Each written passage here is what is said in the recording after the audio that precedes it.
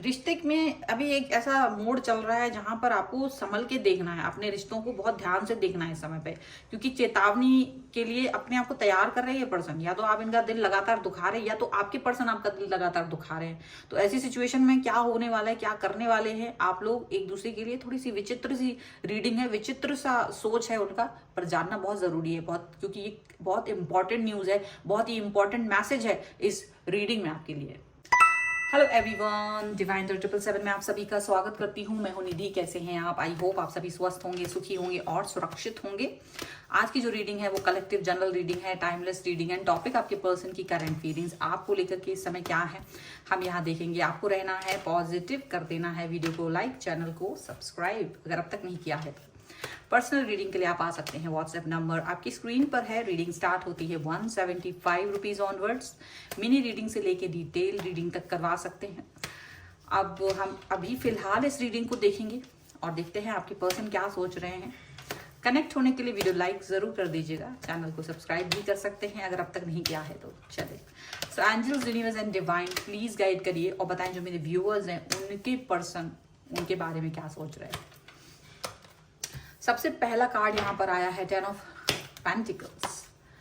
इसके बाद में है यहाँ पर 4 of cups.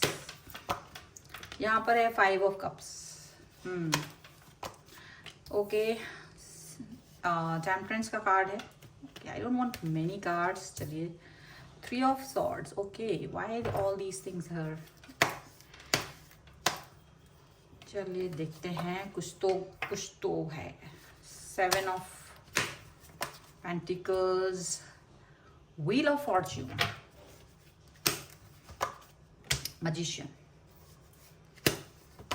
oh God, the Emperor. One more card, that is 2 of Swords. ठीक है, अब हम इनकी राशियों की बात भी कर लेते हैं। यहाँ पर ये जो पर्सन है, ये पर्सन है Libra, Aquarius, Gemini, cancer, Scorpio, Pisces, taurus, Capricorn, Virgo के पर्सन हो सकते हैं। यहाँ पर अगर हम देखेंगे यहाँ पर तो एस ऑफ सॉर्ड्स का कार्ड है, 9 ऑफ वॉन्ड्स का कार्ड है एंड द स्टार का कार्ड है। सभी कार्ड रिवर्स में है, इसलिए ऐसा लग रहा है कि देखो इनका ना दिमाग इस समय एकदम कुंद पड़ा हुआ है। मतलब एक कोई प्रॉपर डिसीजन मेकिंग नहीं हो पा रही है, एक प्रॉपर डिसीजन मेकिंग नहीं हो रही। लेकिन ये किसी तरीके के डरों से भी नहीं डर रहे हैं, मतलब कि डरना, किसी चीज को फेस करने से डरना छोड़ दिया। जैसे उनको लग रहा है अब जो हो तो हो, आई डोंट इवन केयर। कोई विश भी नहीं मांग रहे। इनको लग रहा है जैसे ना कुछ होपलेस हो गए हैं। ऐसा लग रहा है जैसे कि उनको लगता है कि यार कुछ भी मांगने से कुछ होने वाला नहीं है लाइफ में। Universe is not working for him और हर। उनको ऐसा लग रहा है कि भाई मेरे लिए यूनिवर्स जो है काम नहीं कर रहा है, ऐसा उन्हें फील हो रहा है। ओके देखो क्या दिख रहा है मुझे यहाँ पर उनकी ना फीलिंग्स को लेकर के बहुत, मतलब ऐसा लग रहा है सैडिस्टिक फीलिंग है उनकी, बहुत सैडिस्टिक फीलिंग यहाँ मुझे नजर आ रही है। बड़ी ही मतलब विचित्र तरीके की फीलिंग्स है, इधर भी है उधर भी है, दोनों तरीके की फीलिंग्स उनकी यहाँ पर नजर आ रही है। विचित्र फीलिंग्स हैं डेफिनेटली, जैसे एक कॉकटेल टाइप की होती है ना, तो वैसा कुछ फील हो रहा है कि भाई ये पर्सन आपको लेके बहुत स्ट्रांग फील करते हैं, आपको अपनी फैमिली जैसा फील करते हैं, आपको अपने लाइफ का सबसे इंपॉर्टेंट और महत्वपूर्ण व्यक्ति फील करते हैं। जो महत्वपूर्ण है, प्यार के मामले से नहीं कि सिर्फ प्यार की वजह से वो महत्वपूर्ण है, नहीं, उसने रिश्ते को बिल्ड किया है, उस रिश्ते को वो पाया है, वो दिल के बहुत करीब है, ऐसा उनको फील होता है। लेकिन यहाँ पर ये पर्सन थोड़ा सा सैडिस्टिक फीलिंग में बैठे हुए हैं। ये लग रहा है थोड़ा दुखी है। ये सब होने के बाद भी, ये पहली फीलिंग है और इसके बाद भी ये व्यक्ति जो है वो सैडिस्टिक फीलिंग में है, सैड है, दुखी है, तकलीफ में है। उसको ये समझ नहीं आ रहा कि हाउ टू कम आउट, कैसे बाहर निकले इस सिचुएशन से। और वो कुछ ज्यादा ही दुखी है, कुछ दुखी है, ऐसे मुझे लग रहा है इसकी वजह से कुछ ज्यादा दुखी है, क्योंकि शायद तो आपने कुछ ऐसी बात कही है या तो कोई चीज उन्होंने देख ली है, या कुछ ऐसी चीजें हुई हैं जिससे वो ओवरकम नहीं कर पा रहे हैं अपने आप को।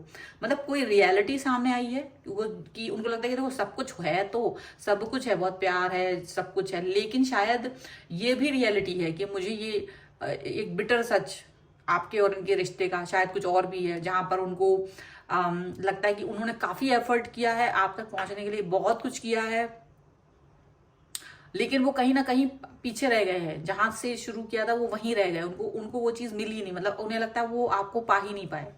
वो लगता है उनको थर्ड पार्टी सिचुएशन में कहीं ना कहीं थर्ड पार्टी जीत गई है, जो शायद उनके बाद आई है आपकी लाइफ में। और उसने आपको कहीं ना कहीं आपकी लाइफ को अपने मतलब खींच लिया है उसने आपकी तरफ, आपको अपनी तरफ।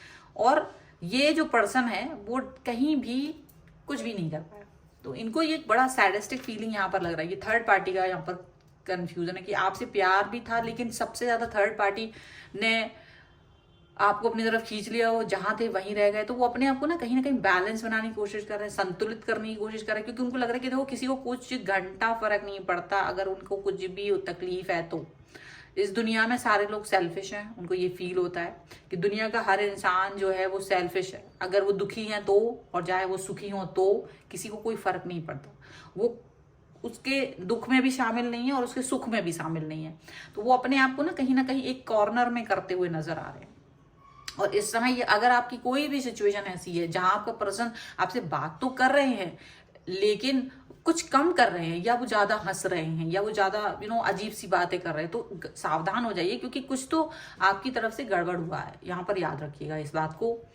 देखो यहाँ मुझे लग रहा है आपके पर्सन ना किसी चीज का इवेंट का वेट करते हुए नजर आ रहे हैं। या तो ये आपसे मीटिंग करने का वेट कर रहे हैं, या तो ये आपसे प्रॉपर तरीके से बात करने का वेट कर रहे हैं, जिससे कि ये अपनी सिचुएशन को बता सके कि इनको बहुत बुरा लगा। ये इस चीज को दिल पे लेके बैठे हैं। ऐसा मत समझिए कि ये भूल जाएंगे, ये दिल पर लेके बैठे हैं। इनको ना पेन हो रहा है, हार्ट पेन हो रहा है बहुत ज्यादा। इनको दिल में तकलीफ हो रही है कि आपने थर्ड पार्टी को ज्यादा इंपॉर्टेंस दे दी है, या थर्ड पार्टी को आप इंपॉर्टेंस दे रहे हो तो भी मतलब कहीं ना कहीं उस चीज को वो लेकर थोड़ा सा परेशान नजर आ रहे हैं। ठीक है, तो मे भी वेट कर रहे हैं और उनको ये लग रहा है कि वो या तो आर पार का डिसीजन लेने वाले हैं अब थर्ड पार्टी की वजह से आपके लिए।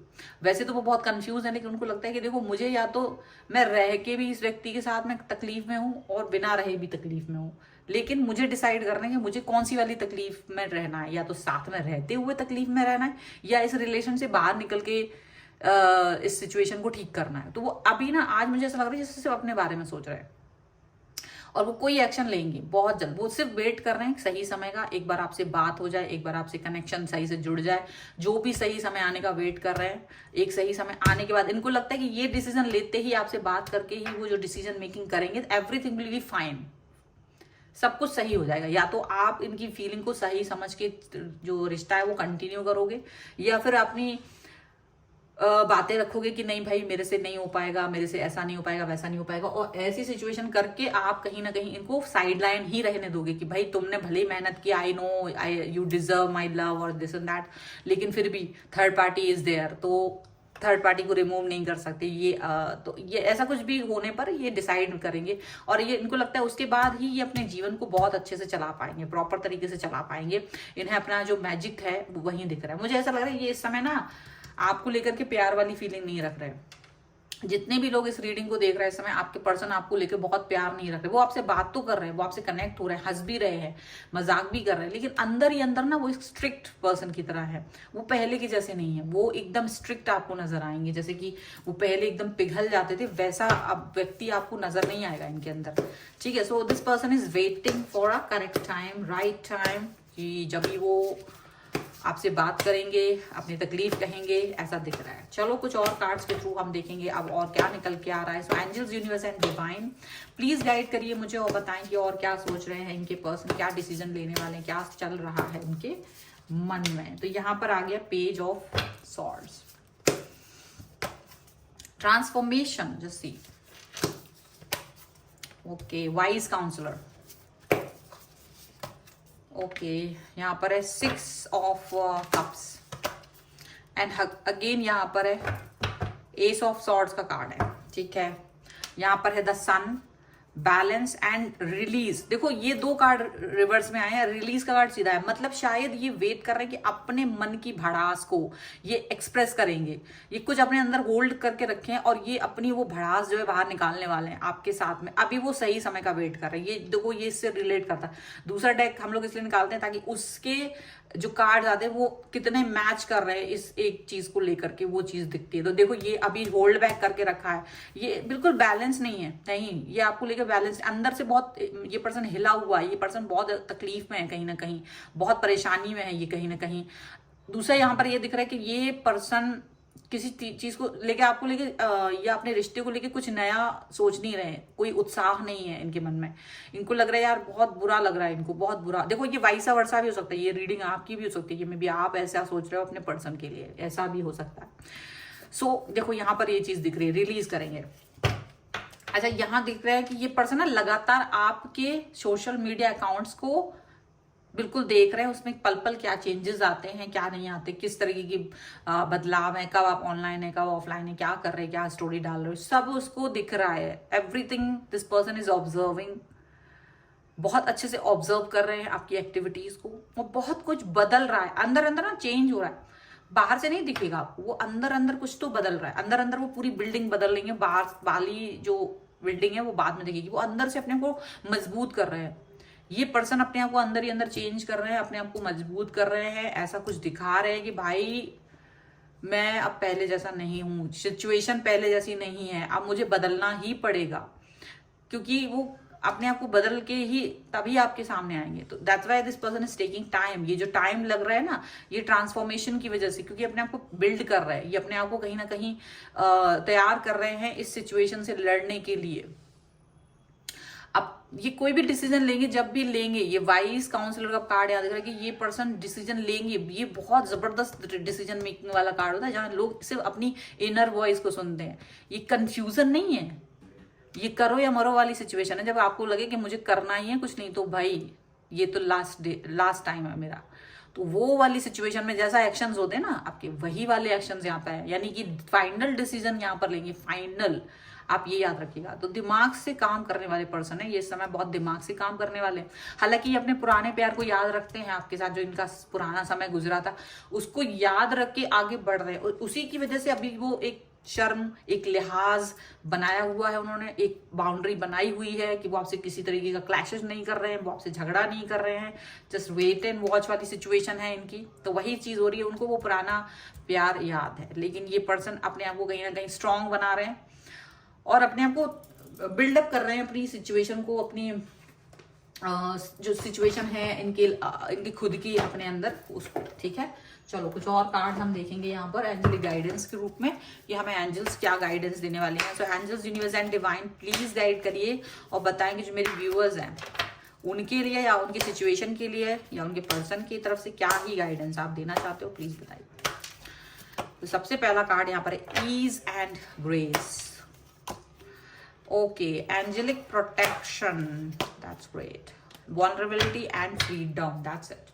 देखो, एंड कंपोजर तो है ही, तो ये तो है ही कि ये पर्सन अपना खुद का स्टोरी लिखने वाले हैं, अपनी स्टोरी खुद ही लिखेंगे। अभी ये पर्सन बहुत ही ग्राउंडेड पर्सन है, ये हवा में उड़ सकता है, ये आपके चाहता है कि लड़ाइयां कर सकता है, लेकिन ये चाहता है कि हमेशा इनको आपको याद रहे, क्योंकि ये पर्सन आपको बहुत प्यार करते रहे हैं।